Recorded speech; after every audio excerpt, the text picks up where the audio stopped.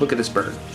The muscle that flaps the wing is here toward the center, and he pushes down on the wing. But the feathers going out towards the edge of the wing are overlapping in such a way that they all push together on the downstroke, but on the backstroke they delaminate, allowing them to open up like louvers and allowing the wind to pass through them. This means there's a lot less resistance on the backstroke. Basically, this bird wing is a biomechanical check valve. That's amazing. I've never thought about that, but I saw it in the high-speed video in Peru on the macaws for the first time.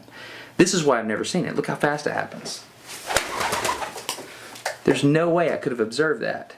But watch the macaws in high speed and you can see for yourself clearly the feathers are delaminating on the backstroke.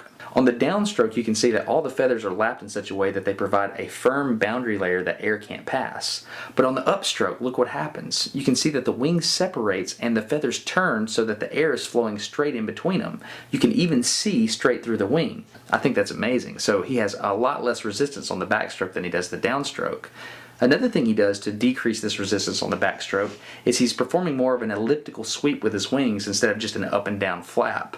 So what he's doing is on the backstroke he's pulling that wing in and he's decreasing the length, so he decreases the surface area of the total wing. That's pretty awesome as well. So one of the coolest misconceptions I had is pretty clear to see on this red macaw. I used to think that birds just flap down and they create high pressure underneath them and they push themselves up. But if you look at this macaw, something else is happening. Look at the back of his wing here. You can see that the feathers are being lifted up on the downstroke. What that means is we have a low pressure situation there. It's like in engineering when we use something called computational fluid dynamics. Basically what we do is we analyze the flow field and we figure out what pressure situations we have at each location. Now you know that on an airplane wing we have a low pressure situation on top. That's exactly what's happening with this red macaw. So look at his wing and you can see that not only does he have a high pressure situation on the bottom, but the low pressure is so great that it's pulling those feathers off of his wing. That's amazing. So not only is he pushing down, but he's being pulled up on the same stroke. That's pretty awesome. Now this green parrot's doing the last thing that I thought was pretty wild. If you notice, he is angling the tips of his wings on the backstroke and pushing back behind him.